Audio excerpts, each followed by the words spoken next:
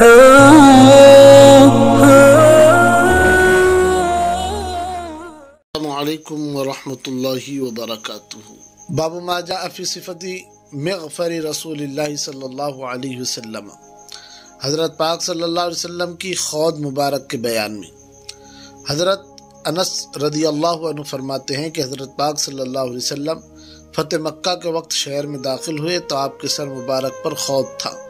फिर जब आप सल्लल्लाहु अलैहि वसल्लम ने उसको उतार दिया तो एक शख्स ने आकर अर्ज़ किया, इब्ने ख़तल काबे के पर्दों के साथ चिमटा हुआ है। आप सल्लल्लाहु अलैहि वसल्लम ने फरमाया, उसको कत्ल कर दो।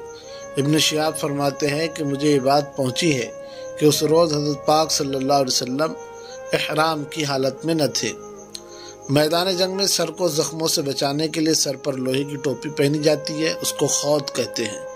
जब हज़रत पाक सल्लल्लाहु अलैहि वसल्लम मक्का मुकर्रमा में फ़तेह मक्का के मौके पर दाखिल हुए तो सर मुबारक पर काले रंग का इमामा बांधा हुआ था, उसके ऊपर ज़ीरा पहनी हुई थी।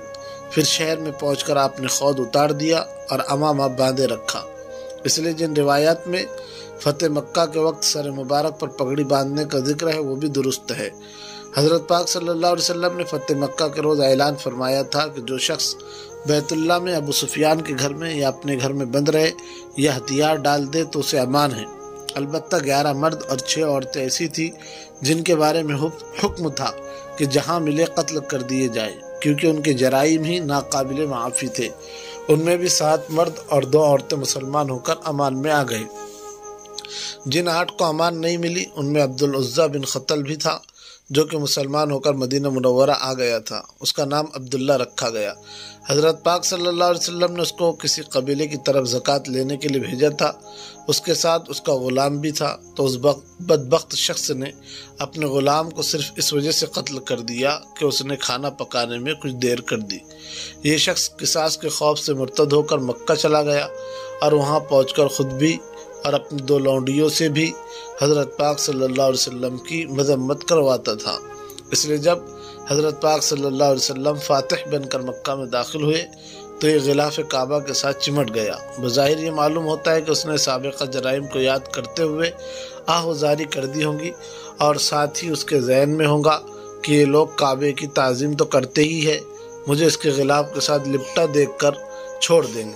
गालिबन इसी बिना पर किसी ने हज़रत पाक सल्लल्लाहु अलैहि वसल्लम को मुत्तले भी किया कि वो तो ग़िलाफ़ काबा के साथ चिमटा हुआ है, मगर हज़रत पाक सल्लल्लाहु अलैहि वसल्लम ने हुक्म दिया कि उसको वही कत्ल कर दो। चुनांचे हज़रत अबू बरज़ा असलमी रदियल्लाहु अन्हु ने उसको मकाम इब्राहीम और हजर अस्वद के दरमियान कत्ल कर दिया।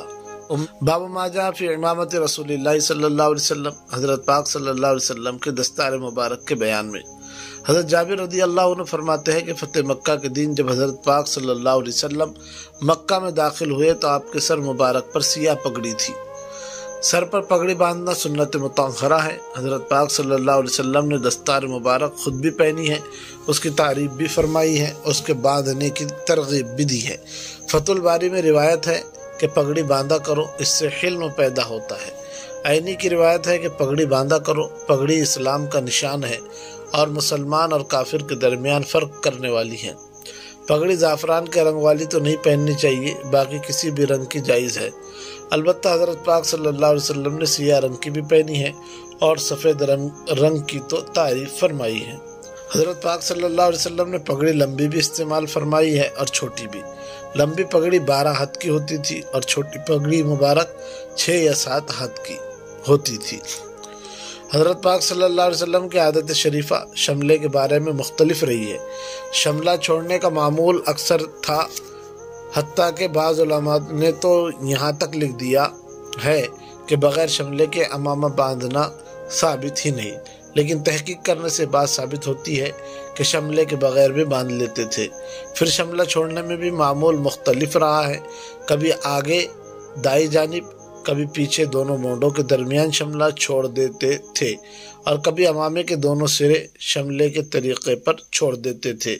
अल्लामा मनावी अलैहि रहमान ने लिखा है कि साबित अगरचे सब सूरतें हैं, लेकिन इनमें अफजल और ज़्यादा सही पिछली जानिब दोनों मोंडों के दरमियान शमला छोड़ देना है। पीछे की तरफ लटकने वाले शमले की हद यह है कि वो निस्फ कमर तक हो, इससे नीचे ना हो। اور خاص بات یہ ہے کہ عمامے کو بغرض عجب اور تکبر باندھنا کہ دوسروں کو حقیر جانے، یہ ہرگز جائز نہیں ہے۔ اللہ تعالی ہماری حفاظت فرمائے، آمین۔ باب ما جاء فی صفت ازار رسول اللہ صلی اللہ علیہ وسلم، حضرت پاک صلی اللہ علیہ وسلم کی لنگی مبارک کے بیان میں۔ حضرت ابو بردہ فرماتے ہیں کہ ام المؤمنین میری امی حضرت عائشہ رضی اللہ عنہا نے ایک مرتبہ ہمیں ایک پیوند لگی ہوئی چادر اور ایک موٹی لنگی نکال کر دکھائی اور فرمایا کہ حضرت پاک صلی اللہ علیہ وسلم کا وصال ان دو کپڑوں میں ہی ہوا۔ حضرت حذیفہ بن یمان رضی اللہ عنہ فرماتے ہیں کہ حضرت پاک صلی اللہ علیہ وسلم نے میری پنڈلی کے گوشت کا حصہ یا اپنی پنڈلی کے گوشت کا حصہ پکڑ کر فرمایا کہ تہ بند باندھنے کی جگہ یہ ہیں، اور اگر تم نیچے تک لٹکانا چاہو تو کچھ اور نیچے تک کر لو، اور اگر مزید نیچے کرنا چاہو تو لنگی کا ٹکنوں میں کوئی حق نہیں ہے، یعنی ٹکنوں کو لنگی نہ چھپائے۔ اس باب میں صرف حضرت پاک صلی اللہ علیہ وسلم کے تہبند باندھنے کا ذکر ہے، البتہ بعض دوسری روایات میں شلوار کا ذکر بھی آیا ہے کہ آپ نے کسی موقع پر شلوار خریدی، اس کی تعریف بھی کی، مگر خود شلوار پہننے کا کسی صحیح روایت سے ثبوت نہیں ہے۔ جس طرح تہبند باندھنا حضرت پاک صلی اللہ علیہ وسلم سے ثابت ہے، اس طرح پائجامہ یا شلوار کا باندھنا ثابت نہیں، اگرچہ اس کا پہننا شرعاً صحیح اور جائز ہے۔ جب مسلمان ہجرت کر کے مدینہ منورہ پہنچے تو وہاں کے یہودی صرف شلوار پہنتے تھے، تہبند نہیں باندھتے تھے۔ اس سلسلے میں جب حضرت پاک صلی اللہ علیہ وسلم سے دریافت کیا گیا تو آپ نے فرمایا کہ تم کبھی شلوار اور کبھی تہبند باندھو تاکہ یہودیوں کی بالکل موافقت رہے اور نہ ہی بالکل مخالفت۔ حضرت پاک صلی اللہ علیہ وسلم کا اکثر معمول مبارک نیچے لنگی باندھنے اور اوپر چادر اوڑھنے کا تھا۔ حضرت پاک صلی اللہ علیہ وسلم کی چادر 4 ہاتھ لمبی، 2.5 ہاتھ چوڑی اور ایک قول کے مطابق 6 ہاتھ لمبی اور 3 ہاتھ اور 1 بالش چوڑی تھی۔ آپ کی لنگی مبارک 4 ہاتھ، 1 بالش لمبی اور 2 ہاتھ چوڑی تھی۔ حضرت پاک صلی اللہ علیہ وسلم کا وصال کے وقت تک معمول سادہ اور کم قیمت حتیٰ کہ پیوند لگے کپڑے پہننے کا تھا۔ حالانکہ اس وقت فتوحات بھی شروع ہو چکی تھی اور دوسرے ملکوں کے سلاطین کی طرف سے ہدایہ اور نذرانوں کا سلسلہ بھی شروع تھا، لیکن حضرت پاک صلی اللہ علیہ وسلم کا معمول اپنی ذاتی معیشت کے لیے وہی قدیم طرز کا رہا، اور جو کچھ آتا اس کو دوسروں پر تقسیم فرما دیتے۔ حقیقت یہ ہے کہ حضرت پاک صلی اللہ علیہ وسلم کی ساری زندگی نہایت سادگی میں گزری اور اس میں کبھی کوئی تغیر واقع نہیں ہوا۔ سیرت کی کتابوں میں تو یہاں تک موجود ہے کہ حضرت پاک صلی اللہ علیہ وسلم کی زندگی کی آخری شب میں آپ کے گھر میں چراغ روشن کرنے کے لیے تیل بھی نہیں تھا۔ حضرت ام المؤمنین میری اماں عائشہ رضی اللہ تعالیٰ عنہ نے پڑوسیوں کے گھر سے عاریتاً حاصل کر کے چراغ جلایا تھا۔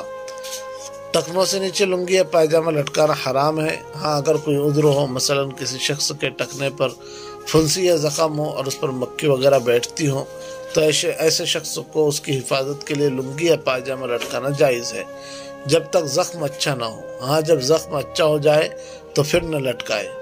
ٹکنوں کا ڈھانکنا حرام ہے مگر 2 شرطوں کے ساتھ۔ نازلاً یعنی کپڑا اوپر سے لٹکا ہوا ہو، لہذا جرابوں اور موزوں سے ٹکنا ڈھکا ہو تو کچھ بھی حرج نہیں۔ قائماً یعنی انسان کھڑا ہو، اس میں رکوع بھی شامل ہے۔ مقصد یہ ہے کہ ٹانگ کا کھڑا ہونا۔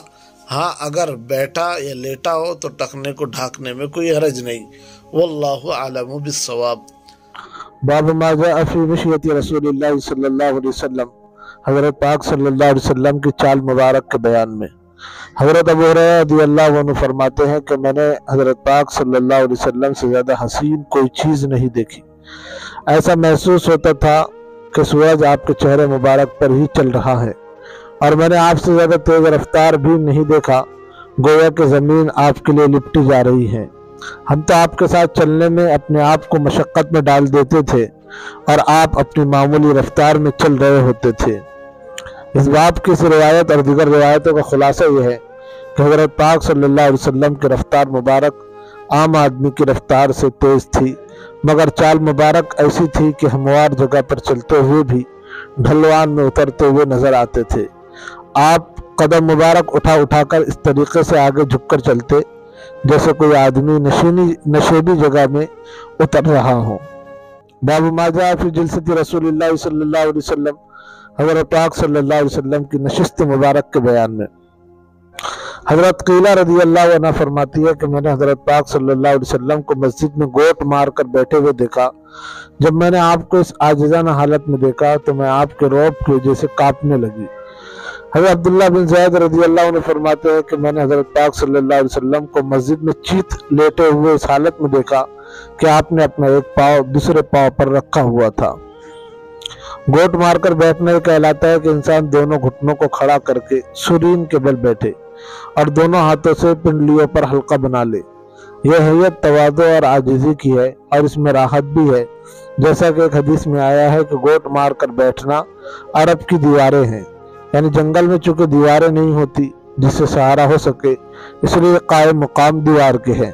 حضرت پاک صلی اللہ علیہ وسلم اور آپ کے اصحاب بھی اکثر گوٹ مار کر بیٹھتے تھے، مگر کبھی دوسری حالت پر بیٹھنا بھی ثابت ہے، جیسا کہ ابو داؤد کی روایت میں ہے کہ حضرت پاک صلی اللہ علیہ وسلم صبح کی نماز کے بعد طلوع آفتاب تک مسجد شریف میں 4 زانو تشریف رکھتے تھے۔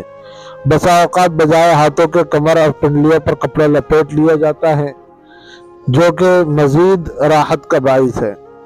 دوسری حدیث مبارک جس میں چت لیٹنے کا ذکر ہے، اس کی صورت یہ ہے کہ دونوں پاؤں پھیلا کر ایک قدم کو دوسرے قدم پر رکھ لے، ورنہ چیت لیٹنے کی دوسری صورت یعنی ایک قدم کو دوسرے پاؤں کا گھٹنا کھڑا کر کے اس پر رکھے، اس کی ممانعت آئی ہے۔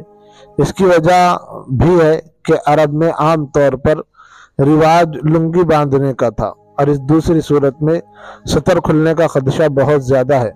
البتہ اگر شلوار یا پاجامہ پہنا ہو تو جیسے بھی لیٹے کوئی حرج نہیں۔ باب ما جاء فی طقعۃ رسول اللہ صلی اللہ علیہ وسلم، حضرت پاک صلی اللہ علیہ وسلم کے تکیے مبارک کے بیان میں۔ حضرت جابر بن سمرہ رضی اللہ عنہ فرماتے ہیں کہ میں نے حضرت پاک صلی اللہ علیہ وسلم کو ایک تکیے پر ٹیک لگائے ہوئے دیکھا جو کہ آپ کی بائیں جانب تھا۔ حضرت ابو جحیفہ فرماتے ہیں کہ حضرت پاک صلی اللہ علیہ وسلم نے فرمایا، میں کسی چیز پر ٹیک لگا کر کھانا نہیں کھاتا۔ تکیہ لگا کر بیٹھنا حضرت پاک صلی اللہ علیہ وسلم سے ثابت ہے، اور اگر مجبوری نہ بھی ہو تو بھی اپنی سہولت کے مطابق آدمی دائیں یا بائیں کسی طرف بھی تکیہ لگا سکتا ہے۔ اگر کوئی تکلیف ہو تو اپنے پیچھے بھی تکیہ رکھ کر اس کے ساتھ ٹیک لگا سکتا ہے، اس میں کوئی حرج نہیں ہے، ہر طرح درست ہے۔ تکیہ لگا کر بیٹھنا تو درست ہے، مگر تکیہ لگا کر کھانا کھانا متکبرین کی علامت ہے۔ حضرت پاک صلی اللہ علیہ وسلم نے کبھی تکیہ لگا کر نہیں کھایا، ہمیشہ ایک زانو یا 2 زانو ہو کر کھانا تناول فرماتے تھے۔ کبھی عذر ہو تو الگ بات ہے۔ علماء نے لکھا ہے کہ تکیہ لگانے کی 4 صورتیں ہیں اور چاروں اس میں داخل ہیں۔ نمبر 1، دائیں یا بائیں پہلو کو تکیہ یا دیوار وغیرہ پر سہارا لگانا۔ نمبر 2، ہتھیلی سے زمین پر سہارا لگانا۔ نمبر 3، چوزانو یعنی چوکڑی مار کر کسی گدے وغیرہ پر بیٹھنا۔ نمبر 4، کمر کو تکیہ یا دیوار کے ساتھ ٹیک لگانا۔ تکیہ لگا کر کھانے سے بہت زیادہ کھایا جاتا ہے، اس سے پیٹ بھی بڑھ جاتا ہے اور کھانا جلدی ہضم بھی نہیں ہوتا۔ باب ما جاء فی اتقاء رسول اللہ صلی اللہ علیہ وسلم، حضرت پاک صلی اللہ علیہ وسلم کے سہارا لے کر چلنے کے بیان میں۔ حضرت فضل بن عباس رضی اللہ عنہ فرماتے ہیں کہ میں نے رسول اللہ صلی اللہ علیہ وسلم کی خدمت میں اس بیماری کے دوران حاضر ہوا جس میں آپ کی وفات ہو گئی تھی۔ اس وقت آپ کے سر مبارک پر زرد رنگ کا ایک پٹکا تھا۔ میں نے آپ کو سلام کیا تو آپ نے فرمایا، اے فضل۔ میں نے عرض کیا، اللہ کے رسول میں حاضر ہوں۔ آپ نے فرمایا کہ پٹکا میرے سر پر کس کے باندھ دو۔ میں نے ایسا ہی کیا، پھر آپ اٹھ کر بیٹھ گئے اور اپنا ہاتھ مبارک میرے کندھے پر رکھا، پھر آپ کھڑے ہو گئے اور مسجد میں تشریف لے آئے۔ اس حدیث میں ایک لمبا واقعہ بھی ہے۔ گزشتہ باب حضرت پاک صلی اللہ علیہ وسلم کے ٹیک لگا کر بیٹھنے کے بیان میں تھا، اور یہ باب حضرت پاک صلی اللہ علیہ وسلم کے سہارا لے کر چلنے کے بیان میں ہے۔ اس حدیث میں جس واقعے کا ذکر ہے وہ یہ ہے، ایک دن حضرت پاک صلی اللہ علیہ وسلم مسجد میں تشریف لے گئے اور منبر پر بیٹھ کر ارشاد فرمایا کہ لوگوں کو آواز دے کر جمع کرو۔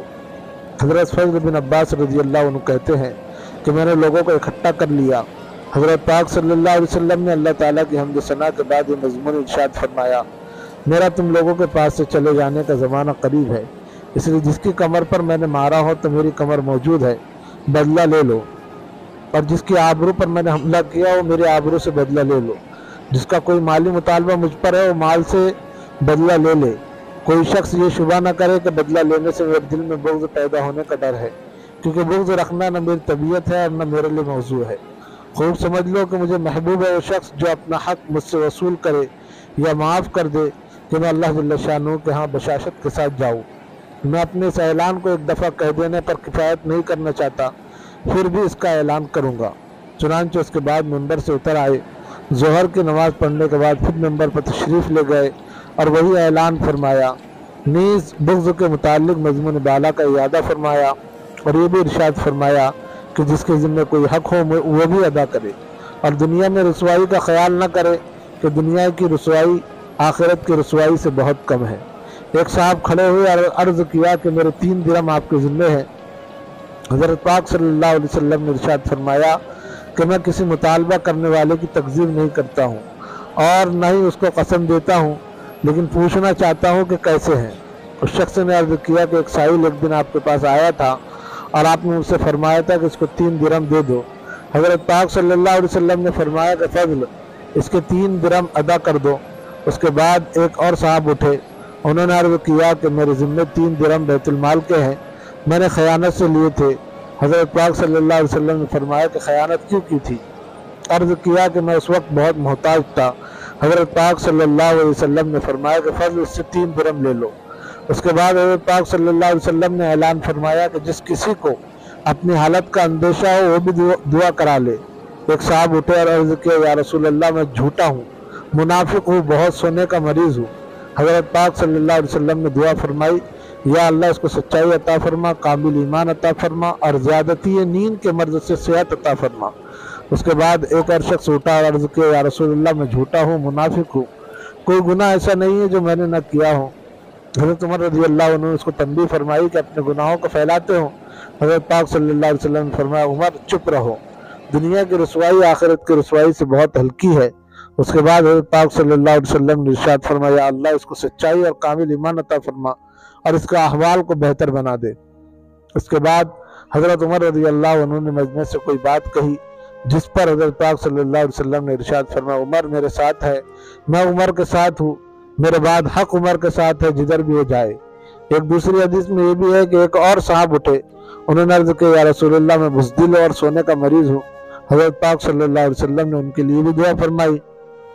حضرت فضل رضی اللہ عنہ فرماتے ہیں کہ اس کے بعد سے ہم دیکھتے تھے کہ ان کے برابر کوئی بہادر نہ تھا۔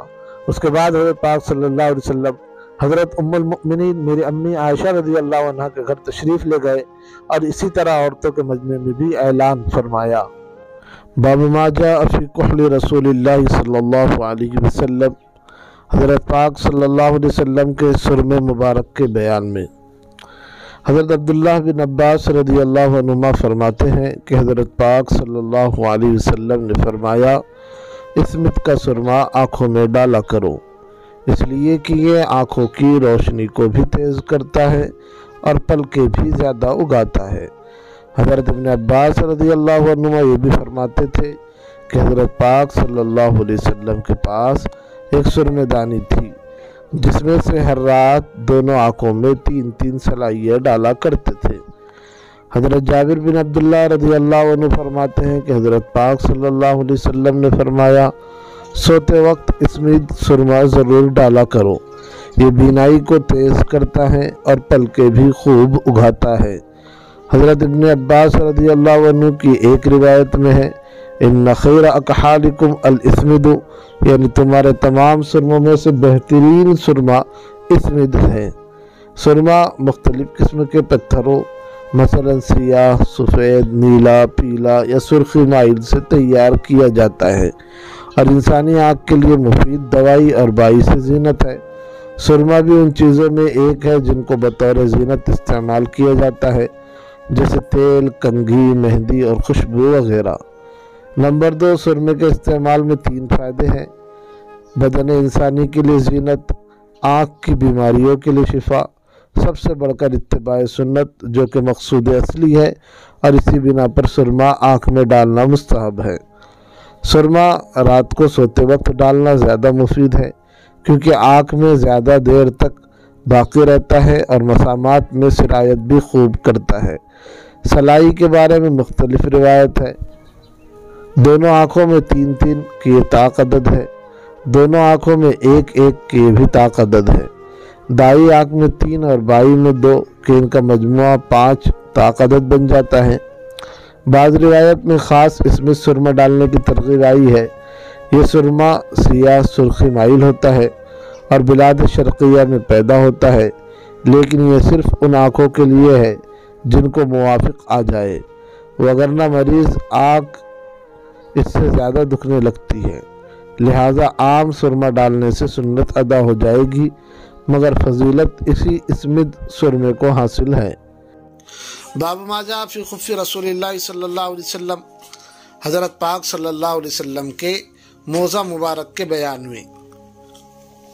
حضرت بریدہ رضی اللہ تعالیٰ عنہ فرماتے ہیں کہ بادشاہ حبشہ نجاشی نے حضرت پاک صلی اللہ علیہ وسلم کی خدمت اقدس میں سیاہ رنگ کے 2 سادے موزے ہدیے میں بھیجے۔ حضرت پاک صلی اللہ علیہ وسلم نے ان کو پہنا، پھر وضو کیا تو ان پر مسح کیا۔ حبشہ کے بادشاہ کا اصل نام اسحمہ تھا۔ بعض محدثین کے نزدیک یہ اس وقت مسلمان ہو چکا تھا، اور بعض حضرات کی رائے یہ ہے کہ یہ اس وقت تک مسلمان نہیں ہوا تھا۔ اس بنا پر علماء نے اس حدیث سے دلیل پکڑی ہے کہ کافر کا ہدیہ قبول کرنا جائز ہے۔ البتہ چونکہ دوسری بعض روایات میں کافر کے ہدیے سے انکار بھی ہے، اس لیے اصل صورتحال یہ ہے کہ اگر کافر کے ہدیہ قبول کرنے میں دین کے نقصان کا خدشہ ہو تو قبول کرنا جائز نہیں، اور اگر دین کا نقصان نہ ہو تو قبول کرنے میں کوئی حرج کی بات نہیں۔ چمڑے کا بنا ہوا موزہ پاؤں پر پہنا جاتا ہے۔ جب وضو کر کے اس کو پہن لیا جائے تو دوبارہ وضو کی ضرورت پیش آنے کی صورت میں اس پر مسافر کے لیے 3 دن 3 رات اور مقیم کے لیے 1 دن 1 رات تک مسح کرنا جائز ہے۔ نیز ایسی جرابوں پر بھی مسح جائز ہے جو خوب موٹی ہو اور کسی چیز سے باندھے بغیر 3-4 میل ان کو پہن کر چل سکتا ہوں۔ آج کل کے باریک اونی یا سوتی جرابوں پر مسح کرنا جائز نہیں ہے، لہذا اس کا خاص خیال کیا جائے کہ باریک جرابوں پر مسح کرنے کا یہ فتنہ بھی عام ہو رہا ہے۔ موزے کے آداب میں سے ہے کہ موزہ پہننے سے پہلے جھاڑ لینا چاہیے۔ اس کی وجہ یہ ہے کہ امام طبرانی رحمۃ اللہ علیہ نے معجزات میں حضرت ابن عباس رضی اللہ عنہما سے ایک روایت بیان کی ہے کہ ایک سفر میں جنگل میں حضرت پاک صلی اللہ علیہ وسلم نے ایک موزہ پہنا اور دوسرے کے پہننے کا ارادہ فرما رہے تھے۔ ایک کوا آ کر دوسرا موزہ اٹھا کر لے گیا اور اوپر لے جا کر اس کو پھینک دیا۔ اس میں ایک سانپ گھسا ہوا تھا جو کہ گرنے کی چوٹ لگنے سے باہر آ گیا۔ حضرت پاک صلی اللہ علیہ وسلم نے حق تعالیٰ کا شکر ادا فرمایا کہ اس نے موذی جانور سے حفاظت فرمائی، اور موزے کے آداب میں یہ بات فرما دی کہ مسلمان کے لیے ضروری ہے کہ جب موزہ پہننے کا ارادہ کرے تو اس کو جھاڑ لے۔ بند اور لمبے جوتوں کو بھی پہننے سے پہلے جھاڑ لینا چاہیے۔ باب ما جاء فی لباس رسول اللہ صلی اللہ علیہ وسلم، باب حضرت پاک صلی اللہ علیہ وسلم کے لباس مبارک کے بیان میں۔ حضرت ام المؤمنین امی سلمہ رضی اللہ تعالیٰ عنہ فرماتی ہیں کہ حضرت پاک صلی اللہ علیہ وسلم کو سب کپڑوں میں سے کرتا زیادہ پسند تھا۔ حضرت انس رضی اللہ عنہ فرماتے ہیں کہ حضرت پاک صلی اللہ علیہ وسلم اسامہ رضی اللہ عنہ کے کندھے کا سہارا لیے ہوئے گھر سے باہر نکلے۔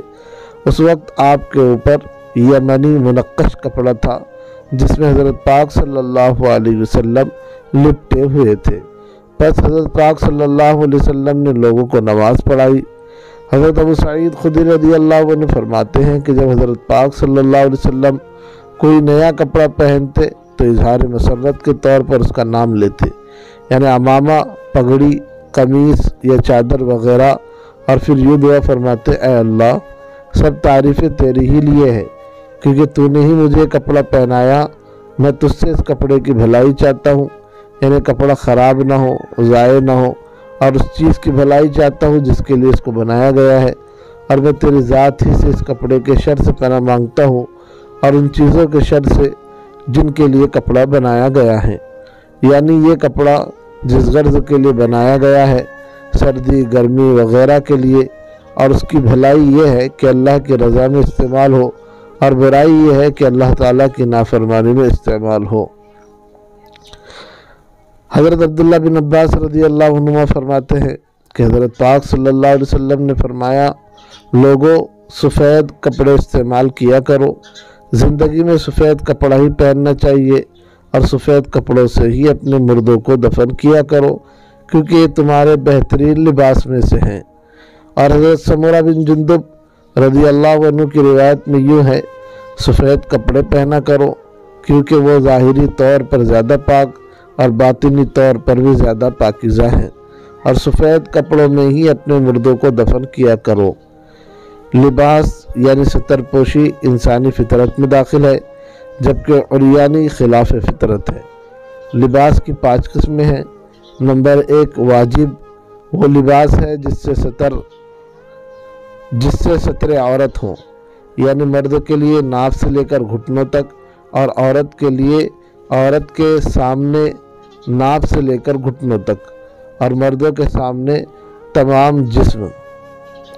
वाजिब वो लिबास है जिससे सतर औरत हो, यानी मर्द के लिए नाभ से लेकर घुटनों तक और औरत के लिए औरत के सामने नाभ से लेकर घुटनों तक और मर्दों के सामने तमाम जिस्म। हराम लिबास वो है जिसके पहनने की ममानियत आई हो, जैसे मर्द के लिए बिला उज़्र रेशमी कपड़ा और औरत और मर्द दोनों के लिए ऐसा लिबास जो कि काफिरों का शिआर हो, यानी कुफ़ार की पहचान हो। मुस्तहब लिबास जिसके पहनने की तरगीब आई हो, जैसे ईद के रोज़ उम्दा कपड़ा और जुमा के रोज़ सफ़ेद कपड़ा। मकरूह लिबास जिसके न पहनने की तरगीब आई हो, जैसे गनी और मालदार के लिए हमेशा फटा पुराना कपड़ा पहनना और बिला ज़रूरत किसी के लिए भी मैला कुचैला लिबास पहनना। मबा लिबास जो न ज़रूरी हो और न उससे मना किया गया हो, जैसे कोई भी लिबास जो कि मौके पर मुयस्सर हो। हज़रत पाक सल्लल्लाहु अलैहि वसल्लम से सफ़ेद रंग, सब्ज़ रंग, सुर्ख रंग, सियाह बालों की चादर, ज़ाफ़रान में रंगा हुआ ऐसा लिबास जिस पर ज़ाफ़रान का असर ख़त्म हो गया हो, यानी मुनक्कश चादरों का मुख्तलिफ़ औक़ात में इस्तेमाल करना साबित है। मगर हज़रत पाक सल्लल्लाहु अलैहि वसल्लम को कमीज़ ज़्यादा पसंद थी, जिसकी बज़ाहिर वजह ये मालूम होती है कि इसमें सतर औरत भी खूब है और तजम्मुल व ज़ीनत भी। हज़रत पाक सल्लल्लाहु अलैहि वसल्लम का मामूल सादा और कम कीमत लिबास इस्तेमाल फरमाने का था, मगर बसा औक़ात निहायत कीमती लिबास भी इस्तेमाल फरमाया है। हज़रत पाक सल्लल्लाहु अलैहि वसल्लम से 27 या 32 ऊँटनियों के बदले में एक जोड़ा ख़रीदना भी साबित है, मगर ये लिबास रेशम का नहीं था बल्कि उम्दा कपड़ा था और बनावट भी अच्छी थी, मगर ऐसा बहुत कम हुआ है। अल्लामा जज़ीरी रहमतुल्लाहि अलैह फरमाते हैं कि कुर्ते की आस्तीन में सुन्नत ये है कि पहुँचे तक हो और चोगे वगैरह में सुन्नत ये है कि पहुँचे से नीचे तक हो, मगर उंगलियों से तजावुज़ न हो।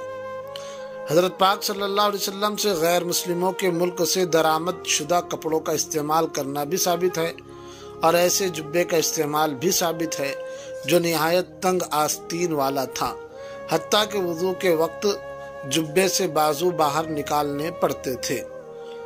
कपड़ा पहनने की दुआ यह है, अल्लाहुम्मा लकल हम्दु अंत कसौतनीही अस्अलुका मिन खैरिही व खैरि मा सुनिअ लहु व अऊज़ु बिका मिन शर्रिही व शर्रि मा सुनिअ लहु।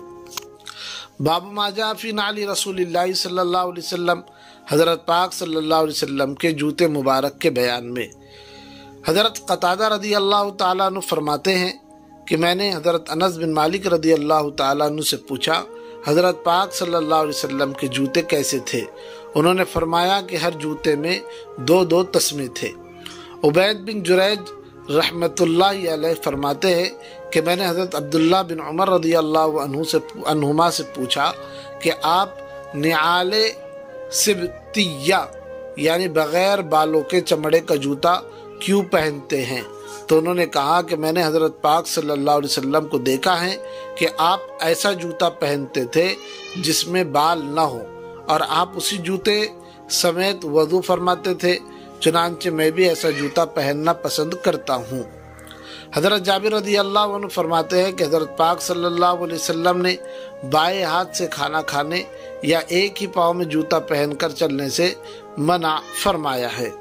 हज़रत अबू हुरैरा रज़ी अल्लाह तआला अन्हु फरमाते हैं कि हज़रत पाक सल्लल्लाहु अलैहि वसल्लम फरमाते हैं कि तुम में से जो शख्स जूता पहने तो दाएं पाँव से इब्तिदा करे और जब जूता उतारे تو بائیں پاؤں سے ابتدا کرے تاکہ دایاں پاؤں پہننے میں مقدم ہو اور اتارنے میں مؤخر ہو۔ جوتے کا استعمال تو انسان کی زینت بلکہ ضرورت میں شامل ہے، اور بغیر کسی مجبوری کے جوتے کا ترک کرنا اخلاق کے لحاظ سے معیوب سمجھا جاتا ہے۔ اس دور جدید میں تو مختلف قسم، وضع اور رنگوں کے جوتے بنائے جاتے ہیں، مگر حضرت پاک صلی اللہ علیہ وسلم کے زمانے میں عرب کے خطے میں دباغت شدہ یا کچی کھال کا جوتا بنایا جاتا تھا۔ کبھی بالوں سمیت اور کبھی بال صاف کر دیے جاتے تھے، اور عام روایت میں جو جوتا استعمال ہوتا تھا وہ چپل نما ہوتا تھا، جس کے آر پار 2 تسمے لگا دیے جاتے تھے۔ حضرت پاک صلی اللہ علیہ وسلم کا مبارک جوتا عام طور پر چمڑے کو بال سے صاف کر کے بنایا جاتا تھا۔ حضرت پاک صلی اللہ علیہ وسلم کا جوتا مبارک ایک بالشت 2 انگلی کے برابر ہوتا تھا۔ جوتے کی ایڑی والا حصہ 7 انگلی چوڑا، درمیانی حصہ 5 انگلی چوڑا اور اگلا حصہ 6 انگلی چوڑا ہوتا تھا۔ اس پیمائش کے بنے ہوئے تلے کے اوپر آر پار 2 دوہرے تسمے ہوتے تھے۔ حضرت پاک صلی اللہ علیہ وسلم کے جوتے کا تسمہ مبارک دوہرا تھا۔ حضرت ابوبکر صدیق، حضرت عمر رضی اللہ عنہما کے جوتے کا تسمہ بھی دوہرا تھا، مگر حضرت عثمان بن عفان رضی اللہ عنہ نے سب سے پہلے ایک تسمے کا استعمال شروع فرمایا۔ اس کی وجہ یہ تھی کہ لوگ کہیں اس کو فرض یا واجب کا درجہ نہ دے دے اور امت کو تنگی کا سامنا نہ ہو۔ حضرت عمر بن حریث رضی اللہ عنہ کی روایت کے الفاظ ہے: رأیت رسول اللہ صلی اللہ علیہ وسلم یصلی فی نعلین مخصوفتین، کہ میں نے حضرت پاک صلی اللہ علیہ وسلم کو دیکھا کہ آپ ٹانکے لگے ہوئے جوتوں میں نماز پڑھ رہے تھے۔ لہذا یہ بات ذہن نشین رکھنی چاہیے کہ اگر جوتے پاک ہو تو جوتے پہن کر نماز پڑھنے میں کوئی قباحت نہیں بلکہ جائز ہے۔ جوتے کے آداب میں سے ہے کہ جوتا پہلے دائیں پاؤں میں پہنا جائے، مگر اتارتے وقت پہلے بائیں پاؤں سے اتارے پھر دائیں پاؤں سے۔ ایک اہم ادب یہ بھی ہے کہ بلا وجہ صرف ایک پاؤں میں جوتا پہننا اور ایک میں نہ پہننا اخلاقاً معیوب ہے۔ حدیث شریف میں اس کی ممانعت آئی ہے، لہذا دونوں جوتے ہی پہننے چاہیے۔ باب ما جاء فی ذکر خاتم رسول اللہ صلی اللہ علیہ وسلم، حضرت پاک صلی اللہ علیہ وسلم کی انگوٹی کے بیان میں۔ حضرت انس بن مالک رضی اللہ عنہ فرماتے ہیں کہ حضرت پاک صلی اللہ علیہ وسلم کی انگوٹی مبارک چاندی کی تھی اور اس کا نگینہ حبشی تھا۔ حضرت انس بن مالک رضی اللہ عنہ فرماتے ہیں کہ حضرت پاک صلی اللہ علیہ وسلم کی انگوٹی مبارک کا نقش مبارک اس طرح تھا کہ ایک سطر میں محمد، دوسری سطر میں رسول اور تیسری سطر میں لفظ اللہ تھا۔ حضرت انس رضی اللہ عنہ فرماتے ہیں کہ حضرت پاک صلی اللہ علیہ وسلم نے بادشاہ کسریٰ، قیصر اور نجاشی کے پاس تبلیغی خطوط لکھنے کا ارادہ فرمایا تو صحابہ رضی اللہ عنہ نے عرض کیا وہ لوگ مہر کے بغیر خطوط قبول نہیں کرتے۔ چنانچہ حضرت پاک صلی اللہ علیہ وسلم نے ایک انگوٹی بنوائی جس کا حلقہ چاندی کا تھا اور اس میں محمد رسول اللہ کے الفاظ منقش تھے۔ حضرت انس بن مالک رضی اللہ عنہ فرماتے ہیں کہ حضرت پاک صلی اللہ علیہ وسلم جب بیت الخلاء میں داخل ہوتے تو اپنی انگوٹھی مبارک اتار دیتے تھے۔ حضرت پاک صلی اللہ علیہ وسلم نے اپنی مبارک زندگی میں سونے کی انگوٹھی بھی استعمال فرمائی ہے، مگر جب مردوں کے لیے سونے کے زیور کی حرمت نازل ہوئی تو حضرت پاک صلی اللہ علیہ وسلم نے اس کو پھینک دیا۔ اس کے بعد حضرت پاک صلی اللہ علیہ وسلم نے چاندی کی انگوٹھی بنوائی، مگر بعد میں اس کو بھی اتار دیا، البتہ روایات سے اتارنے کی وجہ معلوم نہیں ہو سکی۔ پھر سن 6 ہجری میں معاہدہ حدیبیہ کے بعد آپ نے مختلف سربراہان مملکت کے نام تبلیغی دعوت نامے بھیجنے کا ارادہ فرمایا تو صحابہ رضی اللہ عنہ نے عرض کیا کہ حضرت یہ لوگ بغیر مہر کے خطوط قبول نہیں کرتے، تو حضرت پاک صلی اللہ علیہ وسلم نے چاندی کی ایسی انگوٹھی بنانے کا حکم دیا جو مہر لگانے کے کام بھی آ سکے۔ چنانچہ یہ کام یعلا بن امیہ کے ذمے لگایا گیا تو انہوں نے حضرت پاک صلی اللہ علیہ وسلم کی انگوٹھی بھی بنائی، اس میں نگینہ بھی لگایا اور حضرت پاک صلی اللہ علیہ وسلم کے حکم سے اس میں محمد رسول اللہ کے الفاظ بھی کندہ کیے۔ حضرت پاک صلی اللہ علیہ وسلم کی انگوٹھی کا نگینہ ایک روایت کے مطابق حبشی اور دوسری کے مطابق چاندی کا تھا۔ اس میں کوئی اختلاف والی بات نہیں، کیونکہ ممکن ہے کہ ہو تو چاندی کا مگر اس کو بنانے والا حبشی ہو یا اس کو حبشی طریقے پر بنایا گیا ہو۔ زیادہ بہتر صورت یہ معلوم ہوتی ہے کہ مختلف اوقات میں مختلف انگوٹھیاں پہننا ثابت ہے، اس لیے ہر کسی نے اپنے مشاہدے کے مطابق نقل کر دیا۔ حضرت پاک صلی اللہ علیہ وسلم کی انگوٹھی مبارک وصال کے بعد خلیفہ اول حضرت ابوبکر صدیق رضی اللہ عنہ کے پاس رہی، ان کے وصال کے بعد خلیفہ ثانی حضرت عمر رضی اللہ عنہ کے پاس رہی، ان کے وصال کے بعد خلیفہ ثالث حضرت عثمان غنی رضی اللہ عنہ کے پاس 6 سال تک رہی۔ پھر ایک دن بئر عریس، یہ ایک کنویں کا نام ہے، پہ حضرت عثمان غنی رضی اللہ عنہ اور حضرت معیقب رضی اللہ عنہ تشریف فرما تھے۔ آپ دونوں میں سے کوئی ایک انگوٹھی مبارک دوسرے کو پکڑا رہا تھا کہ انگوٹھی کنویں میں گر گئی، پھر باوجود بہت زیادہ تلاش کے نہ مل سکی۔ کہتے ہیں کہ اس انگوٹھی مبارک کے گم ہونے کے ساتھ خیر و برکات میں بہت فرق آ گیا اور اس امت میں نہ ختم ہونے والے فتنوں کا آغاز ہو گیا، حتیٰ کہ حضرت عثمان رضی اللہ عنہ خود بھی شہید ہو گئے۔ مردوں کے لیے سونے کی انگوٹھی تو مطلقاً حرام ہے، البتہ چاندی کی انگوٹھی اس شرط کے ساتھ جائز ہے کہ وہ 4 ماشے سے زائد نہ ہو۔ البتہ نگینی کی اجازت ہے کہ وہ کسی بھی دھات یا پتھر کا ہو، اگرچہ کتنا ہی قیمتی کیوں نہ ہو۔ اس میں بھی قاضی، مفتی وغیرہ کے لیے جن کو مہر وغیرہ کی ضرورت پڑتی ہے ان کے لیے سنت ہے، البتہ زینت کی نیت سے پہننا مناسب نہیں اور غیر اولیٰ ہے۔ عورت کے لیے سونے اور چاندی کی انگوٹھی تو جائز ہے، اس کے علاوہ پیتل، لوہا وغیرہ کسی دوسری دھات کی جائز نہیں، جبکہ انگوٹھی کے علاوہ کے زیور کسی بھی دھات کے عورت کے لیے جائز ہے۔ انگوٹھی دونوں ہاتھوں میں پہننا جائز ہے، کسی ایک ہاتھ کی تخصیص نہیں، کیونکہ حضرت پاک صلی اللہ علیہ وسلم دائیں ہاتھ کی چھنگلی اور کبھی بائیں ہاتھ کی چھنگلی یعنی چھوٹی انگلی میں پہنتے تھے۔ ہر ایسی انگوٹھی جس پر اللہ جل جلالہ یا کوئی اور متبرک نام یا لفظ درج ہو تو ادب کا تقاضا یہ ہے کہ بیت الخلاء جاتے وقت اس کو اتار دینا چاہیے، جیسا کہ حضرت پاک صلی اللہ علیہ وسلم کا عمل مبارک تھا۔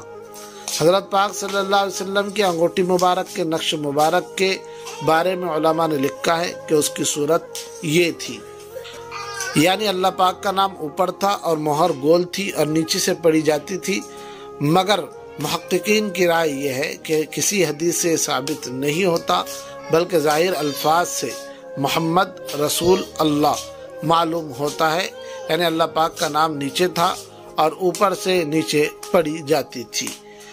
اب آخر میں حضرت پاک صلی اللہ علیہ وسلم کے 3 مبارک والے نامے ذکر کیے جاتے ہیں جو کہ آپ نے مختلف اوقات میں مختلف سربراہان مملکت کے نام بھیجے تھے۔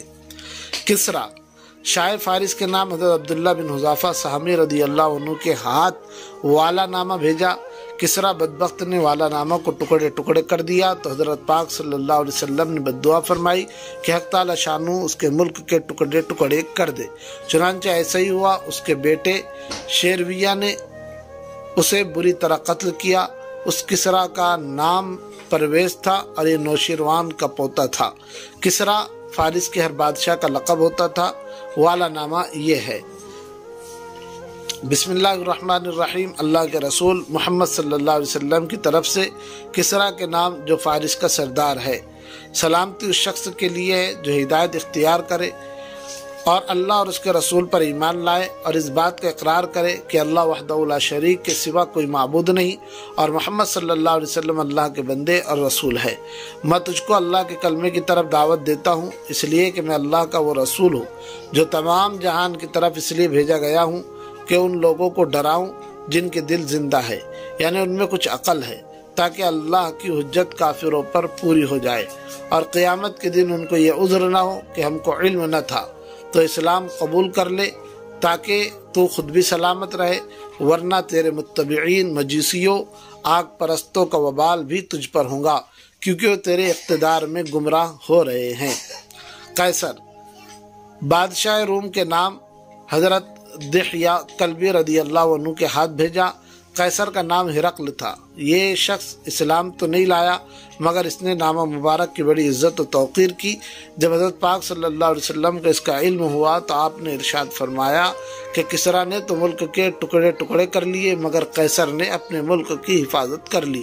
والا نامہ یہ ہے جو اسکرین پر آپ کو نظر آ رہا ہے، اس کا ترجمہ پیش کیا جا رہا ہے۔ بسم اللہ الرحمن الرحیم، محمد صلی اللہ علیہ وسلم کی طرف سے جو اللہ کے بندے اور اس کے رسول ہے، ہرقل کی طرف جو کہ روم کا سردار ہے۔ سلامتی اس شخص کے لیے جو ہدایت اختیار کرے۔ حمد و صلات کے بعد میں تجھ کو اسلام کے کلمہ توحید کی طرف دعوت دیتا ہوں۔ تو اسلام لے آ تاکہ تو سلامتی سے رہے اور حق تعالی شانو تجھ کو دوہرا اجر عطا فرمائے، اور اگر تو اعراض کرے گا تو تیرے ماتحت زراعت پیشہ لوگوں کا وبال بھی تیری گردن پر ہوگا۔ اے اہل کتاب، آؤ ایسے کلمے کی طرف جو ہمارے اور تمہارے درمیان مشترک ہے، اور وہ یہ ہے کہ ہم اللہ تعالیٰ کے علاوہ کسی کی عبادت نہ کرے، اس کے ساتھ کسی کو شریک نہ ٹھہرائے، اور ہم میں سے کوئی کسی کو رب کا درجہ نہ دے۔ اگر اس کے بعد اہل کتاب روگردانی کرے تو مسلمانوں تم ان سے کہہ دو کہ تم اس بات کے گواہ رہو کہ ہم تو مسلمان ہیں۔ نجاشی بادشاہ حبشہ کے نام حضرت عمرو بن ضمری کے ہاتھ بھیجا۔ شاہ حبشہ کا نام اسحمہ تھا، یہ مسلمان ہو گیا تھا اور حضرت پاک صلی اللہ علیہ وسلم کی زندگی میں فوت ہوا تھا۔ اس کا جنازہ بھی آپ نے ہی پڑھایا تھا۔ اس کے نام جو والا نامہ بھیجا تھا وہ یہ ہے جو اسکرین پر آپ دیکھ رہے ہیں، ترجمہ اس کا پیش کیا جا رہا ہے۔ بسم اللہ الرحمن الرحیم۔ اللہ کے رسول محمد صلی اللہ علیہ وسلم کی طرف سے حبشہ کے بادشاہ نجاشی کے نام، تم پر سلامتی ہو۔ میں اللہ کی تعریف تمہارے پاس پہنچاتا ہوں جس کے سوا کوئی معبود نہیں۔ وہ ایسا بادشاہ ہے جو عیوب سے پاک ہے، ہر قسم کے نقص سے، کمی سے محفوظ ہے، امن دینے والا ہے، نگہبان ہے، اور میں اس بات کا اقرار کرتا ہوں کہ حضرت عیسیٰ علیہ السلام اللہ تعالیٰ کی روح اور اس کے کلمہ تھے، جسے اللہ تعالیٰ نے پاک صاف کنواری حضرت مریم کے پاس بھیجا، پس وہ حاملہ ہو گئی۔ حضرت عیسیٰ کو اللہ تعالیٰ نے اپنی خاص روح سے پیدا کیا اور اس میں جان ڈال دی۔ میں تمہیں اسی وحدہ لا شریک کی بندگی کی طرف دعوت دیتا ہوں اور اس کی اطاعت پر تعاون کی طرف بلاتا ہوں، اور اس بات کی طرف بلاتا ہوں کہ تم میرا اتباع کرو اور جو شریعت میں لایا ہوں اس پر ایمان لاؤ۔ بلا شبہ میں اللہ کا رسول ہوں اور میں اللہ کی طرف تم کو اور تمہارے لشکر کو بلاتا ہوں۔ میں نے حق بات تم تک پہنچا دی ہے اور تمہیں نصیحت بھی کر دی ہے، تم میری نصیحت قبول کرو، اور سلامتی اسی شخص پر ہے جو ہدایت کا اتباع کرے۔ بعض مشہور مسلمان شخصیات کی انگوٹھیوں پر بعض الفاظ کندہ ہونا بھی تاریخی کتب میں مذکور ہے، مگر روایات اس قدر پختہ اور صحیح نہیں ہے کہ ان پر احادیث صحیحہ کی طرح یقین کیا جا سکے، مگر انکار بھی نہیں کیا جا سکتا۔ حضرت آدم علیہ نبینا علیہ السلام کے انگوٹھی پر لا الہ الا اللہ محمد الرسول اللہ، حضرت موسیٰ علیہ نبینا علیہ السلام کے انگوٹھی پر لکل اجل کتاب، حضرت سلیمان علیہ نبینا علیہ السلام کی انگوٹھی پر انا اللہ لا الہ الا انا محمد عبدی و رسولی، امیر المؤمنین حضرت عمر فاروق رضی اللہ عنہ کے انگوٹھی پر کفا بالموتی واعدا، امیر المؤمنین حضرت علی رضی اللہ عنہ کے انگوٹھی پر للہ الملک، حضرت حذیفہ رضی اللہ عنہ کے انگوٹھی پر الحمدللہ، حضرت مسروق تابعی علیہ الرحمہ کے انگوٹھی پر بسم اللہ، حضرت امام نخعی علیہ الرحمہ کے انگوٹھی پر الثقۃ للہ، اور حضرت امام باقر علیہ الرحمہ کے انگوٹھی پر العزت للہ کے الفاظ کندہ تھے۔ باب ما جاء فی ان النبی صلی اللہ علیہ وسلم کان یتختم فی یمینہ، رسول اللہ صلی اللہ علیہ وسلم کے دائیں ہاتھ میں انگوٹھی پہننے کے بیان میں حضرت عبداللہ بن جعفر رضی اللہ عنہ فرماتے ہیں کہ حضرت پاک صلی اللہ علیہ وسلم دائیں ہاتھ میں انگوٹھی پہنا کرتے تھے۔ حضرت ابن عمر رضی اللہ عنہ فرماتے ہیں کہ حضرت پاک صلی اللہ علیہ وسلم نے چاندی کی ایک انگوٹھی بنوائی تھی، اس کا نگینہ ہتھیلی یعنی نیچے کی طرف کر دیا کرتے تھے، اور اس انگوٹھی مبارک میں آپ نے محمد رسول اللہ کندہ کروایا تھا۔ آپ نے منع فرمایا تھا کہ کوئی اور آدمی یہ الفاظ اپنے انگوٹھی میں کندہ کروائے، اور یہ وہی انگوٹھی مبارک تھی جو حضرت معیقب رضی اللہ تعالیٰ عنہ سے اس کنویں میں گر گئی تھی جس کا نام بئر اریس تھا۔ حضرت امام باقر رحمۃ اللہ علیہ فرماتے ہیں کہ حضرت حسن اور حضرت حسین رضی اللہ عنہما انگوٹھی اپنے بائیں ہاتھ میں پہنتے تھے۔ حضرت عبداللہ بن عمر رضی اللہ عنہ فرماتے ہیں کہ حضرت پاک صلی اللہ علیہ وسلم نے سونے کی انگوٹھی بنوائی جسے آپ دائیں ہاتھ میں پہنتے تھے۔ آپ کے اتباع میں صحابہ رضی اللہ عنہ نے بھی سونے کی انگوٹھیاں بنوا لی، بس آپ نے وہ انگوٹھی پھینک دی اور فرمایا اب میں یہ کبھی نہ پہنوں گا، تو تمام صحابہ رضی اللہ عنہ نے اپنی انگوٹھیاں پھینک دی۔ حضرت پاک صلی اللہ علیہ وسلم نے سونے کی انگوٹھی پہنی، مگر یہ اس وقت تھا جب سونے کی حرمت نازل نہیں ہوئی تھی۔ سونے کی حرمت کے نازل ہونے کے بعد حضرت پاک صلی اللہ علیہ وسلم نے پھینک دی تھی، لہذا اب اس کا استعمال مردوں کے لیے جائز نہیں۔ حضرت پاک صلی اللہ علیہ وسلم سے دونوں ہاتھوں میں انگوٹھی پہننا ثابت ہے، مگر حضرت امام ترمذی علیہ الرحمہ کا رجحان دائیں ہاتھ میں پہننے کی طرف ہے، اس لیے تمام ایسی روایات ذکر کی ہے جن میں انگوٹھی کے دائیں ہاتھ میں پہننے کا ذکر ہے، سوائے حضرت حسن و حسین رضی اللہ عنہما والی موقوف روایات کے کہ کیونکہ اس میں بائیں ہاتھ میں پہننے کا تذکرہ ہے، مگر صحیحین یعنی صحیح البخاری اور صحیح مسلم کی درجہ اول کی روایات میں حضرت پاک صلی اللہ علیہ وسلم کے بائیں ہاتھ میں انگوٹھی پہننے کا ذکر موجود ہے۔ حافظ ابن حجر علیہ الرحمہ جو کہ فن حدیث کے امام ہیں فرماتے ہیں کہ مجھے احادیث کے دیکھنے سے بات معلوم ہوتی ہے کہ اگر زینت کے ارادے سے پہنے تو دایاں ہاتھ اور اگر مہر کے نیت سے پہنے تو بایاں ہاتھ زیادہ موضوع ہیں۔ امام نووی رحمۃ اللہ علیہ نے اس بات پر اجماع نقل کیا ہے کہ انگوٹھی چھوٹی انگلی میں پہننا ہی سنت ہے۔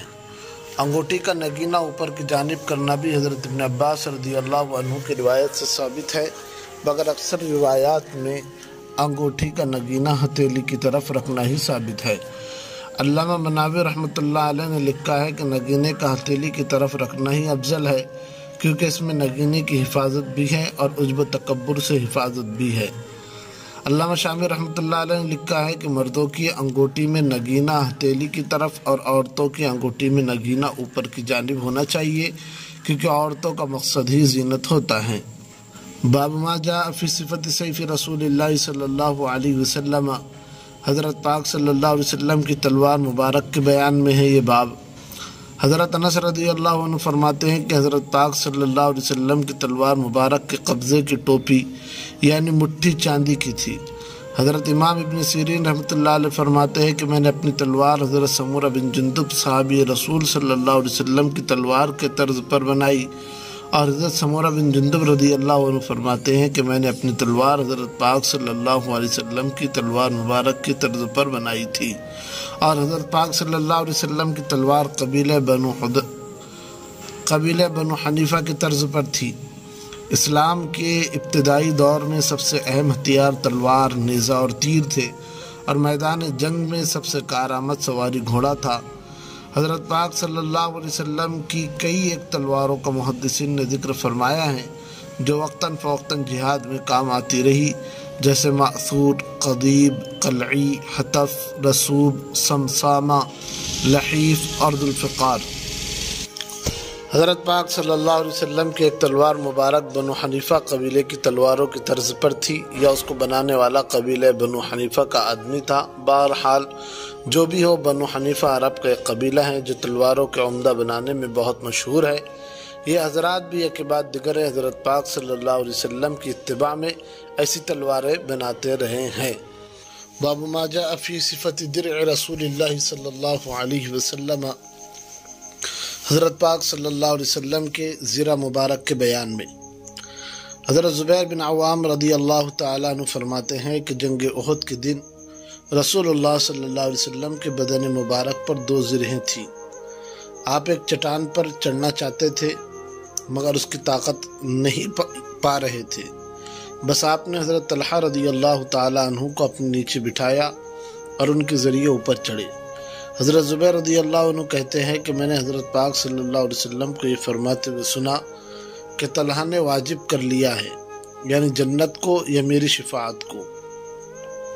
جنگ احد کے موقع پر حضرت پاک صلی اللہ علیہ وسلم اونچی چٹان پر چڑھنا چاہتے تھے تاکہ صحابہ کرام رضی اللہ عنہم آپ کو دیکھ کر مطمئن رہے کہ حضرت پاک صلی اللہ علیہ وسلم زندہ ہے۔ یا آپ صلی اللہ علیہ وسلم کفار کو دیکھنے کے لیے اوپر چڑھنا چاہتے تھے مگر اوپر چڑھنے کی ہمت نہ تھی۔ آپ زخمی تھے، سر مبارک میں زخم تھا، دندان مبارک بھی شہید ہو گئے تھے، خود کی کڑیاں بھی سر میں یا رخسار میں چبھ گئی تھی تو کمزوری بہت ہو گئی تھی۔ مزید آپ صلی اللہ علیہ وسلم نے اپنے اوپر 2 زرہیں بھی پہن رکھی تھی، تو حضرت طلحہ رضی اللہ تعالیٰ عنہ نیچے بیٹھ گئے اور حضرت پاک صلی اللہ علیہ وسلم اس طرح چٹان پر چڑھے۔ پھر حضرت طلحہ کو دعا دی۔ حضرت طلحہ رضی اللہ عنہ ان 10 صحابہ میں سے ہے جن کے نام لے کر حضرت پاک صلی اللہ علیہ وسلم نے جنت کی بشارت دی ہے۔ آپ رضی اللہ عنہ قریش میں 7ویں نمبر پر ایمان لے آئے تھے۔ غزوہ احد میں ان کی بہت بڑی قربانی تھی۔ حضرت پاک صلی اللہ علیہ وسلم پر کفار تیروں کی بارش کر رہے تھے، جس کو حضرت طلحہ رضی اللہ عنہ اپنے ہاتھ پر روک رہے تھے۔ ان کے ہاتھ پر 85 زخم لگے، حتیٰ کہ ہاتھ شل ہو گیا، مگر حضرت پاک صلی اللہ علیہ وسلم کا دفاع نہیں چھوڑا۔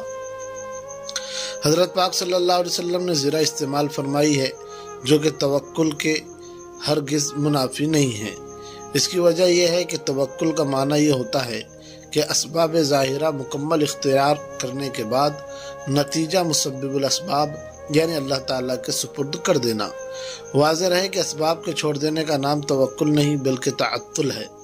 دوسری وجہ یہ تھی کہ حضرت پاک صلی اللہ علیہ وسلم نے ان کو تعلیم دینے کے لیے ایسے اعمال فرمائے تھے۔ تیسری وجہ کہ میدان جنگ میں حفاظتی اور احتیاطی تدابیر اختیار کرنے کا حکم قرآن کریم میں اللہ رب العزت نے دیا ہے۔ یا ایھا الذین آمنوا خذوا حذرکم سورۃ النساء آیت نمبر 71۔ اور حضرت پاک صلی اللہ علیہ وسلم سے زیادہ حق تعالیٰ کے احکام کی کون تعمیل کر سکتا ہے؟ حضرت پاک صلی اللہ علیہ وسلم کی 7 زرہیں تھی۔ نمبر 1 ذات الوشاح، نمبر 2 ذات الحواشی، نمبر 3 ذات الفضول، نمبر 4 فضہ، نمبر 5 سغدیہ یا سعدیہ، نمبر 6 بطرا، نمبر 7 خرنق۔ احادیث میں حضرت پاک صلی اللہ علیہ وسلم کی 6 کمانوں، 7 گھوڑوں، 3 ڈھالوں، 5 نیزوں اور 1 تھیلے کا ذکر بھی آتا ہے، جن کو موقع کی مناسبت سے برکت کی خاطر ذکر کر دیا جاتا ہے۔ کمانے الزورہ، الروحہ، الصفرہ، شوحت، الکتوم، السداد۔ گھوڑے السیف، المدتجز، الضرب یا الطرب، اللحیف، اللزار، الورد، سبحہ۔ نیزے المثوى، المثنى یا المنثنى، البغایا، بیضہ، عمدہ، حربہ۔ ڈھالے الذلوق، القنق یا الفتق۔ تیسری ڈھال پر تھاب یا مینڈک کی تصویر بنی ہوئی تھی۔ جب آپ نے اس پر ہاتھ پھیرا تو معجزانہ طور پر مٹ گئی۔ جس تھیلے میں تیر ذخیرہ فرماتے تھے اس کا نام کافور ہے۔ باب ما جاء فی صفت درع رسول اللہ صلی اللہ علیہ وسلم، حضرت پاک صلی اللہ علیہ وسلم کے زرہ مبارک کے بیان میں۔ حضرت زبیر بن عوام رضی اللہ تعالیٰ عنہ فرماتے ہیں کہ جنگ احد کے دن رسول اللہ صلی اللہ علیہ وسلم کے بدن مبارک پر 2 زرہیں تھیں۔ آپ ایک چٹان پر چڑھنا چاہتے تھے مگر اس کی طاقت نہیں پا رہے تھے۔ بس آپ نے حضرت طلحہ رضی اللہ تعالیٰ عنہ کو اپنے نیچے بٹھایا اور ان کے ذریعے اوپر چڑھے۔ حضرت زبیر رضی اللہ عنہ کہتے ہیں کہ میں نے حضرت پاک صلی اللہ علیہ وسلم کو یہ فرماتے ہوئے سنا کہ طلحہ نے واجب کر لیا ہے، یعنی جنت کو یا میری شفاعت کو۔ جنگ احد کے موقع پر حضرت پاک صلی اللہ علیہ وسلم اونچی چٹان پر چڑھنا چاہتے تھے تاکہ صحابہ کرام رضی اللہ عنہم آپ کو دیکھ کر مطمئن رہے کہ حضرت پاک صلی اللہ علیہ وسلم زندہ ہے۔ یا آپ صلی اللہ علیہ وسلم کفار کو دیکھنے کے لیے اوپر چڑھنا چاہتے تھے مگر اوپر چڑھنے کی ہمت نہ تھی۔ آپ زخمی تھے، سر مبارک میں زخم تھا، دندان مبارک بھی شہید ہو گئے تھے، خود کی کڑیاں بھی سر میں یا رخسار میں چبھ گئی تھی تو کمزوری بہت ہو گئی تھی۔ مزید آپ صلی اللہ علیہ وسلم نے اپنے اوپر 2 زرہیں بھی پہن رکھی تھی۔ تو حضرت طلحہ رضی اللہ تعالیٰ عنہ نیچے بیٹھ گئے اور حضرت پاک صلی اللہ علیہ وسلم اس طرح چٹان پر چڑھے۔ پھر حضرت طلحہ کو دعا دی۔ حضرت طلحہ رضی اللہ عنہ ان 10 صحابہ میں سے ہے جن کے نام لے کر حضرت پاک صلی اللہ علیہ وسلم نے جنت کی بشارت دی ہے۔